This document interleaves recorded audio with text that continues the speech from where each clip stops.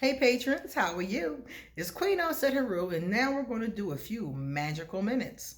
So, because it's Halloween week, I thought it would be cool to talk to you about doing a photo album for the deceased. If you noticed, I was talking earlier on Asking Aquarius about how Halloween is really a time to celebrate, honor, remember, and give love to those who have passed over. It can be your ancestors, it can be your peers or your friends, but it's a time to give that love. So, someone asked me if I can go over one really easy way of doing that, because I gave a lot of other ways, but this way I'm only going to give to you guys, my patrons. This is a way that I saw in a book and I thought was interesting. I haven't done it myself, but I thought it was very interesting.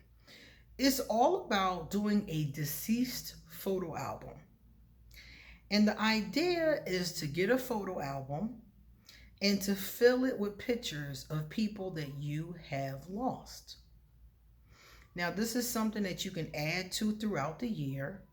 And there's many things you can do with this idea, but the one that I liked was to put in the photo album pictures of deceased people, family members. Some people even put their pets in it. And on Halloween, they take it out and they look through the album. They remember the funny times. They laugh at the pictures.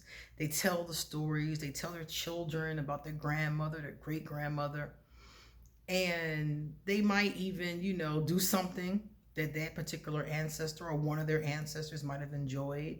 Like, my grandmother loved beer, and I don't drink beer. So, one thing that could be kind of cool is to sit around and drink some of her favorite beers and tell stories about her, while me and my family look through the photo album.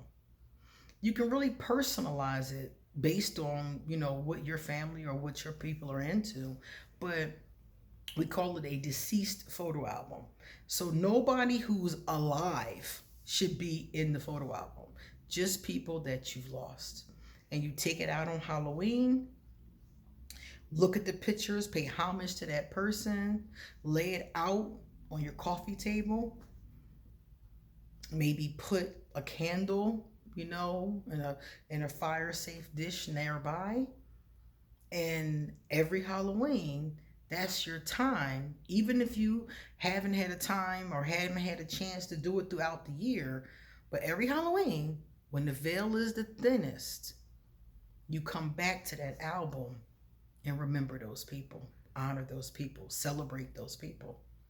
And if you can have it be happy, positive, not crying and, hurtful, because some of the times when people die, it's really painful for us. So the more happy, the more of a celebration it can be, I think the better, especially for that vibration, because that person is not gone. They're still with you. So on Halloween, that's your opportunity to remember them, to talk about them, to honor their spirit. And that's what Halloween is really all about. All the fun stuff and the costumes and the candy and all that stuff came later. But the original purpose of Halloween was to honor the dead, to scare off the scary spirits, and to invite in the positive ones.